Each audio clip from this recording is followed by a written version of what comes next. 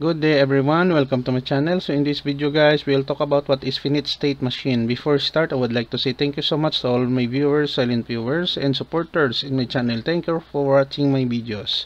If you are new with my channel and then you like this video, please hit the like button. Don't forget to share and please support my channel guys by clicking the subscribe button. So let's begin.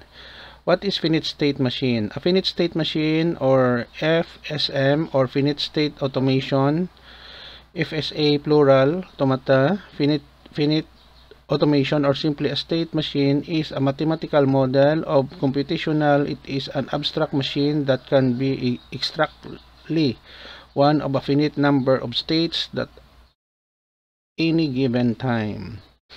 Okay guys, so this is the end of my report on what this finite state machine is all about. Thank you so much for listening and watching my videos. If you are new with my channel and then you like this video, please hit the like button. Don't forget to share and please support my channel guys by clicking the subscribe button. See you in the next video tutorial guys. This is your friend Jig saying bye bye for now.